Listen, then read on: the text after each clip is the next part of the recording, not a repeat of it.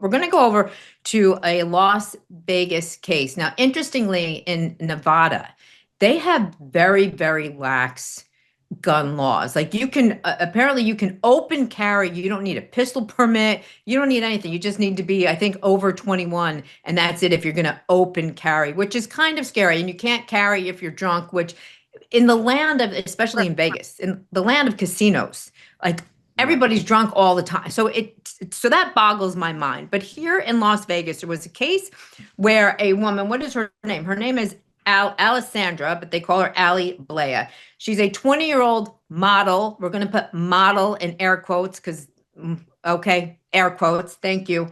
And I'm sorry. Be kind. Be kind. She was posing with a pistol, and her boyfriend, whose name was because he's no longer with us, Mark Gogan. I'm probably screwing that up. I think you're right. Who was only 23. Alessandra herself is 20. He was 23. She's posing with a gun. You guys, not like, maybe if you're trying to pose with an unloaded gun and look a little badass, we have a picture of her posing with a gun in her mouth. Thank you. You see that? Gun in her mouth. And if you notice, her finger is on the trigger. As a gun owner, I am a gun owner. I have a concealed carry permit. That's so offensive to me. And in the course of this photo shoot, she ends up, quote, accidentally shooting her boyfriend dead. Now, she is awaiting trial. She's got no bail. She's claiming it was an accident. And again, is this a set of Rusk situation? Is it really an accident when you're that reckless, you guys, and somebody loses their lives? Ashley, what do you think? This is a hard case to defend. I think you have to make a choice with this case when you're defending it.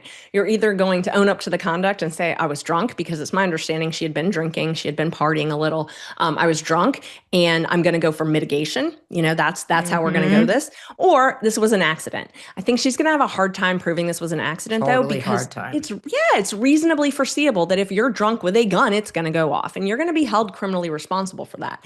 I think a jury's not going to like her from some of the text. She was texting things about her boyfriend loving her more than she loved him. Disgusted by it. Disgusted by love.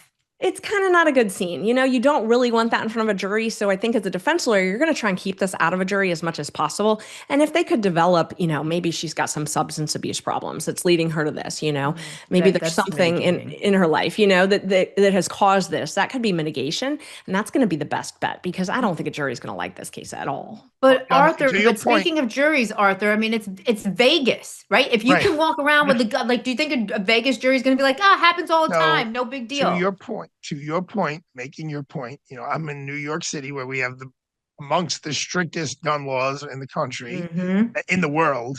And I go to Vegas, and I get into a cab, and it's like, he's got the navigation, the radio, and there's a Glock. A Glock gun, like right there underneath the radio in a holder. And I'm like, okay, this is interesting. And then I called him out. I go, so situation here, you guys just got the guns just sitting right there? Like, oh yeah, we're allowed to. It's not a problem. And look, it's a cultural thing. The same way I would ask that same cab driver, could you make me a little rigatoni with pesto on it and add some sun-dried tomatoes? And he would know what I'm talking about. Like, for me, it's foreign to be running around with a gun. But the fact that on this set, that gun was loaded and ready to be fired, that's the biggest issue. Look, I represent some guys in the rap industry, whatever they call that music nowadays. I'm a Sinatra guy myself. But they have guns all over the place, but they're not loaded. They don't even have the clip in. How do you know? The chamber's empty. Because I know. These are my guys. Okay. And they've never killed and they've never shot anyone. It's never gone off. And I mean, there was also an issue on this case where one of the witnesses says they saw the defendant hit the deceased with a vodka bottle in his ribs when he wasn't looking around the same time. And I think they said it was like inhumane the way she attacked him. She's got all these crazy social media posts saying, I would love to shoot somebody and get away with it.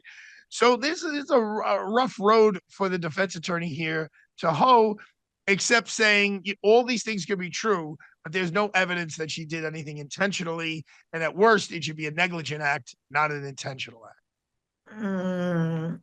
This is just one of those cases to me that stinks. Like circumstantially, when you look at her social media posts, the fact that she said something ridiculous, like, I'm disgusted by the way he loves me, that the prosecution thinks she was obsessed with guns, tells me, I mean, I don't, like I said, I am a gun owner, I'm an avid Second Amendment.